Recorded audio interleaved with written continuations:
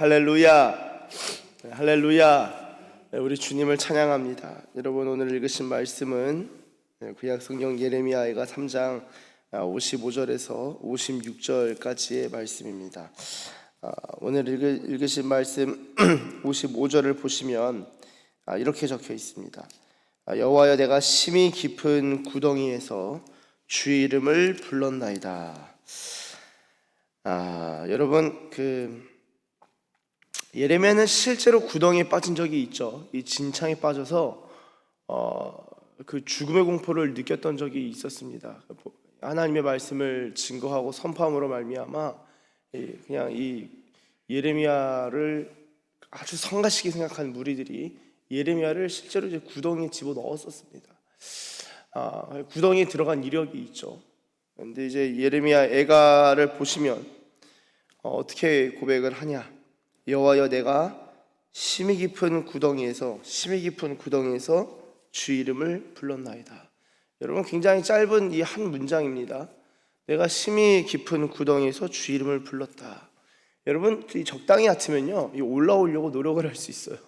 노력을 하고 어떻게든 올라오려고 최선을 다하고 발버둥을 치고 소리도 외치겠지만, 여러분, 이 구덩이도 심히 깊은 구덩이, 아예 나올 수 없는 구덩이에 들어가면은 할 수 있는 게 없습니다. 가끔 그런 기사를 보게 돼요. 어떤 기사냐, 등산하다가 조난 당하는 거.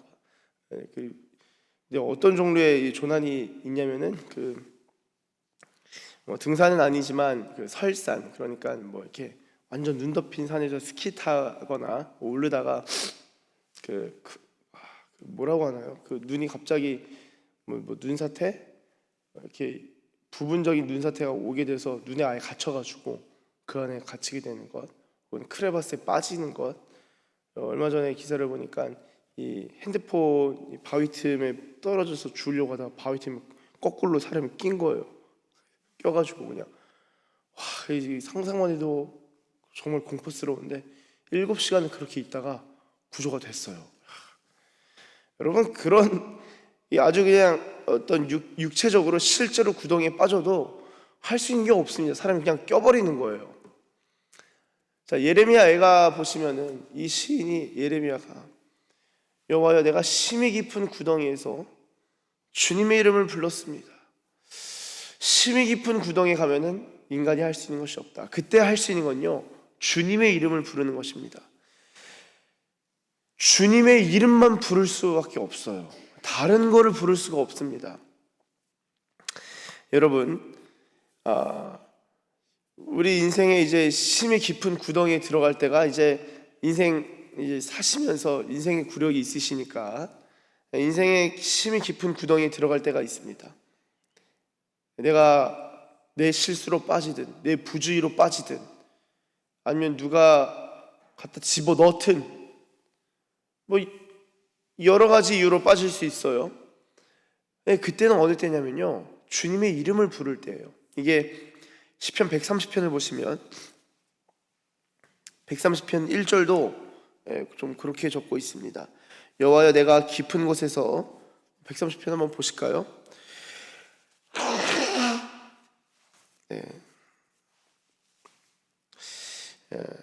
제가 읽겠습니다. 여호와여, 내가 깊은 곳에서 주께 부르짖었나이다. 주여, 내 소리를 들으시며 나의 부르짖는 소리에 귀를 기울이소서. 여호와여, 주께서 죄악을 지켜보실진데 주여 누가 서리이까? 그러나 사유하심이 주께 있음은 주를 경외하게 하심이니이다. 여러분, 이 한 구절 한 구절이 깊은 구덩이에 한번 들어갔다 온 사람의 그런 고백입니다. 깊은 곳에서 주님의 이름을 부르짖을 때 뭘 깨달았냐? 방금 읽은 4절, 사유하심이 주께 있는 것은 주를 경외하게 하심이니이다. 주님을 경외하게 되는 거예요. 사유하심이 주께 있다는 것을 깨달음으로 말미암아. 그러면서 5절 보시면 나 곧 내 영혼은 여호와를 기다리며 나는 주의 말씀을 바라는도다.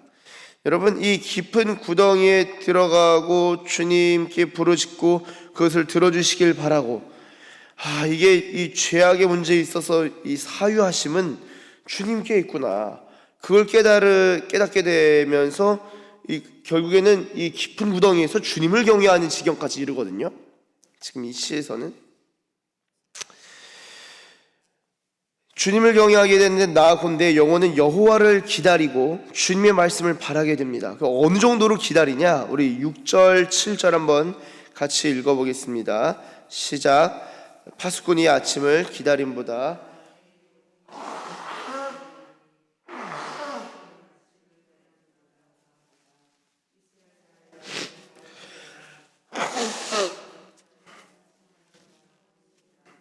아멘.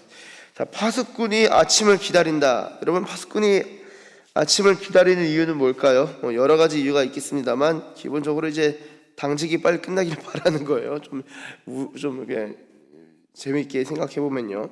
파수꾼이 아침을 기다림보다 내 영혼이 주님을 더 기다린다.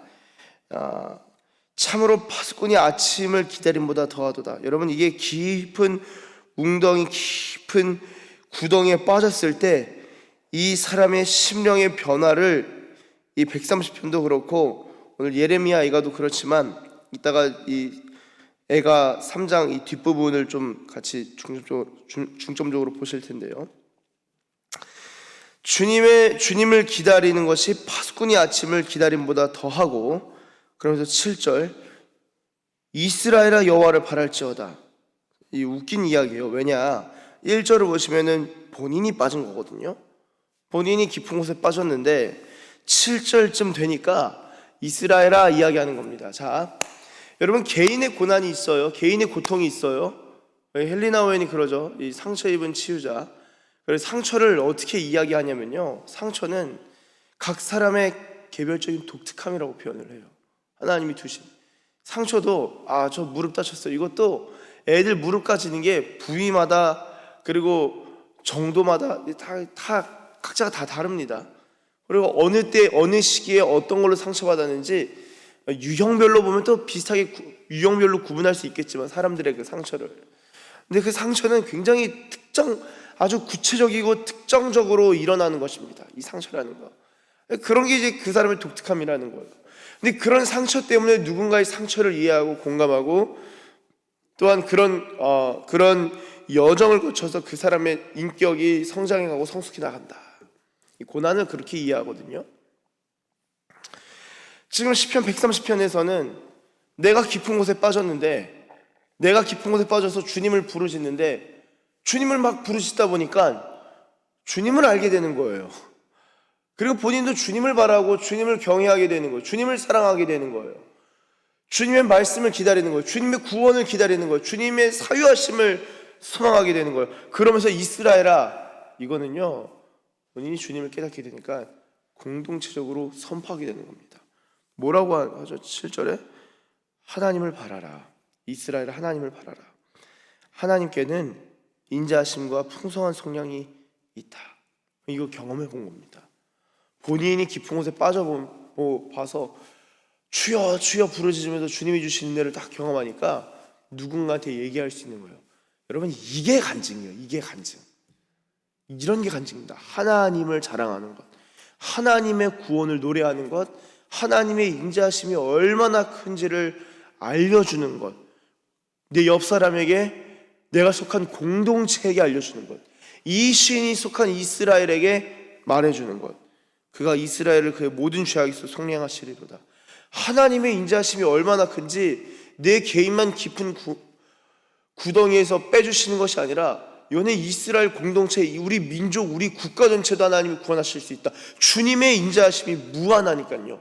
주님의 선하심과 주님의 인자하심이 풍성하기 때문에 이건 이스라엘 전체도 구원하실 수 있구나, 그걸 알고 얘기할 수 있는 겁니다. 여러분, 예레미야 애가로 돌아오시면요, 마찬가지로 우리가 55절에서 여호와여 내가 심히 깊은 구덩이에서 주 이름을 불렀나이다. 자, 56절에 보시면 주께서 이미 나의 음성을 들으셨사오니 이제 나의 탄식과 부르짖음에 주의 귀를 가리지 마옵소서.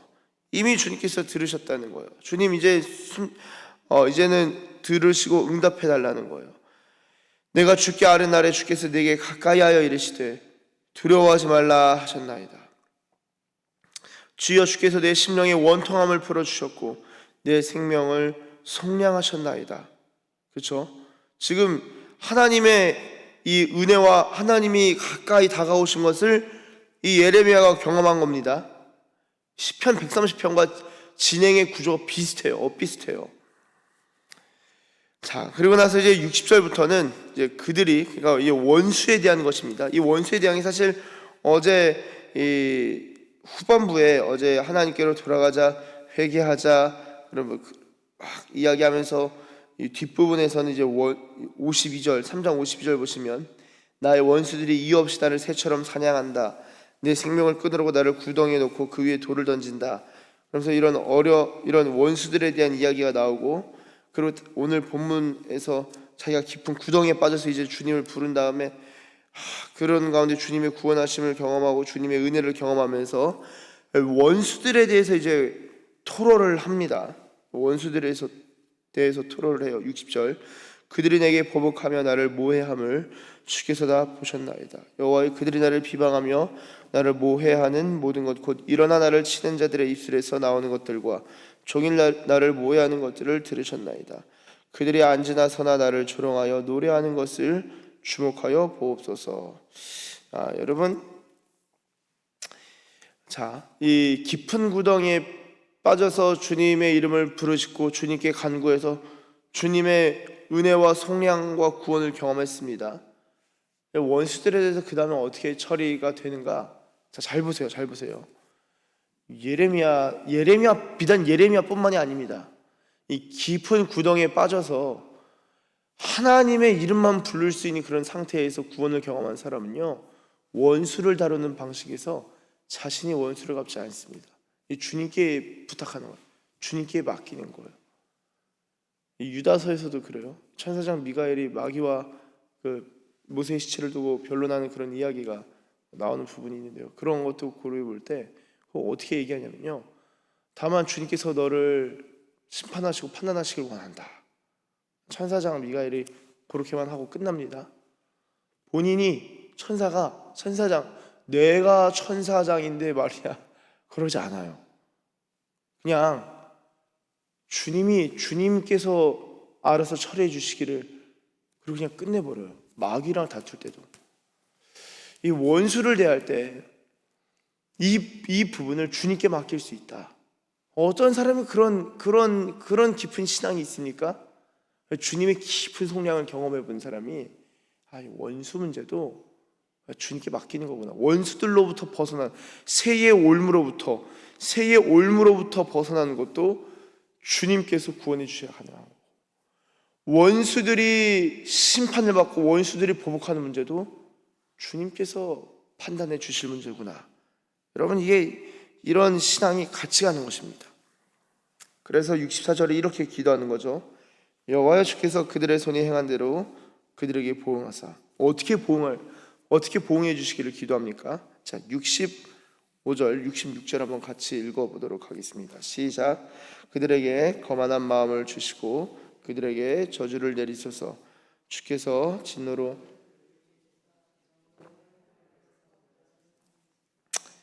아멘. 자, 하나님이 보응하실 때 어떻게 하시냐? 그들에게 뭐를 주신다고요?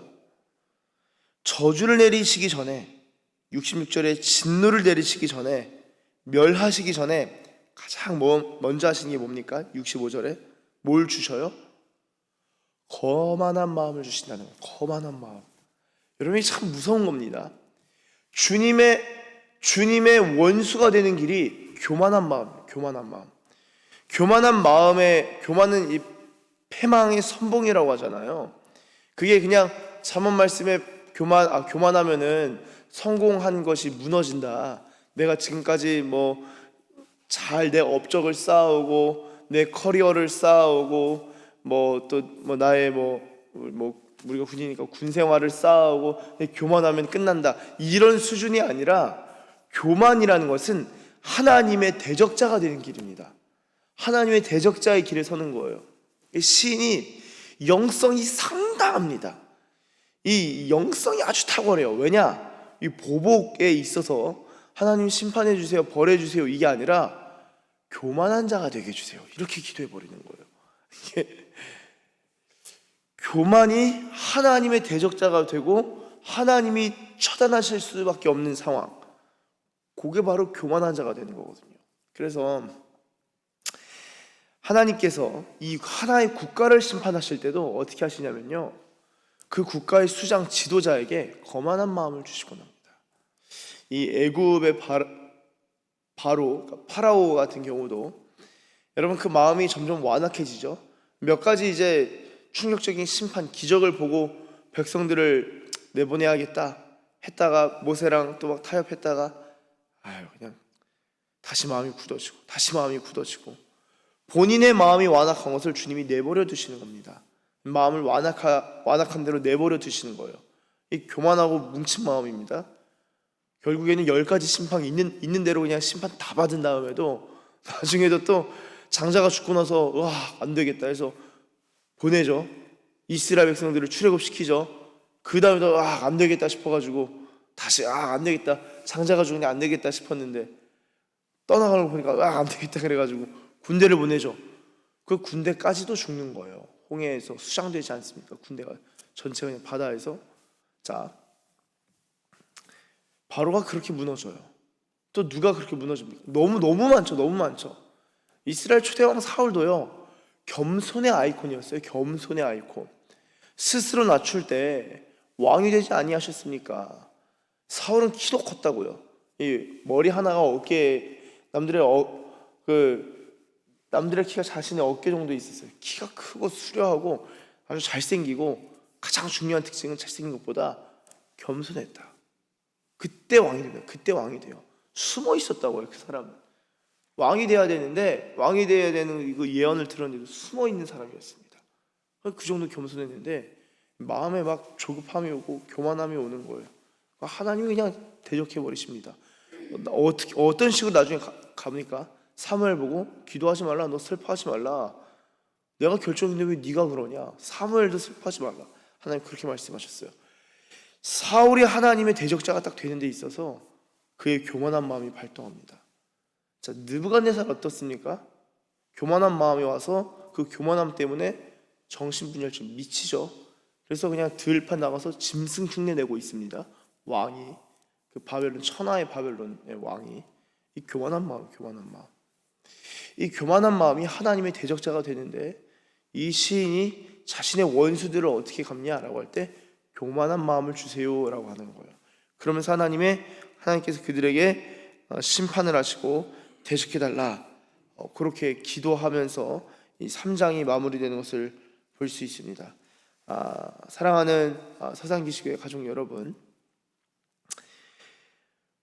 우리가 심히 깊은 구덩이에 빠질 때가 인생에 있을 수 있습니다. 그리고 그 자신이 심히 깊은 구덩이에 빠져서 답이 없다라고 느낄 때가 있습니다. 근데 답이 없진 않아요. 그때는 오히려 정답만 보일 때입니다. 주님의 이름을 부를 때거든요. 그럴 때는 주님 앞에 주님의 이름을 부르시고 주님의 이름을 간구하십시오. 주님께는 이 구덩이에서는 빠져나갈 길이 없습니다. 길이 없는데 주님께서는 구덩이에서 건져내십니다. 그 말은요, 길이 없는데도 구원하심이 있다는 거예요. 빠져나갈 방법이 없는데 주님은 구원을 이루신다는 거예요. 그리고 원수의 문제에 있어서도 주님께서 해결하신다라는 것입니다. 구덩이 있을 때는 주님의 구원을 바라고 주님을 깨닫게 되고 주님을 부르고 주님의 구원이 얼마나 큰지 파수꾼이 아침을 기다림보다 더하게 되는, 그래서 이제 하나님 앞에 그것을 말씀드릴 뿐만 아니라 공동체도 선포하고 그리고 원수들의 문제에 있어서도 하나님께서 갚아나가시는 것을 보게 됩니다. 저와 여러분이, 우리 사랑하는 사상기시교회 가족 여러분들, 저와 여러분이 정말 주님 앞에서 주님께만 부르짖어야겠구나, 구덩이가 아니더라도 주님께 부르짖고 주님을 파수꾼이 아침을 기다림보다 더할 정도로 주님을 사모하고 기다릴 때 우리 삶에 어떤 문제에 있어서 길이 없고 방향이 없고 방법이 없을 때 주님이 구원하실 수 있다, 그런 믿음이 여러분들, 저와 여러분들의 실제 삶에 실증이 되고 실제가 되고 여러분들의 믿음이 눈에 보이는 것으로 이 현실이 되는 그런 은혜가 있으시기를 예수님의 이름으로 축복합니다. 기도하겠습니다. 하나님 감사합니다. 주님, 우리 인생에 어려움을 겪을 때, 이 고난이 있을 때, 심히 깊은 구덩이에 빠질 때, 주님, 우리가 방법이 없고 나갈 길이 없습니다. 그러나 주님께서는 인간의 방법을 동원하지 않고서도 우리를 구원하시고 건지시는 하나님이신데, 하나님, 우리가 주님께 부르짖을 때, 주님을 기다리고 소망할 때 주님을 알아가는 은혜를 더하시고, 우리가 구덩이에 빠지지 않더라도 주님을 바라고 기다릴 때 주님, 우리에게 주님의 선하심과 인자하심을 나타내실 줄로 믿습니다. 주여, 눈물이 마른 자가 있습니까? 눈물의 기도가 회복되게 하시고, 주님, 부르짖음에 그 애타는 갈망함이 말라버렸습니까? 주님, 그러한 갈망함을 회복하여 주시옵소서. 주님, 우리가 심히 구덩이에 빠진 자보다도 더욱이 주님의 이름을 부르짖고 주님을 구하고 주님을 추구합니다. 주여, 우리의 간구와 우리의 기도를 들으시고 주님의 선하심과 인자하심을 나타내 주옵소서. 이 교회 가운데 주님의 인자하심을 드러내 주시고 주님의 선하심을 보여주시옵소서. 주께서 그러한 은혜를 우리 교회와 우리 교회 모든 지체들 가운데 나타내 주시고 그러한 은혜와 복을 더하실 줄 믿고 감사드리며 예수님의 이름으로 기도드립니다. 아멘.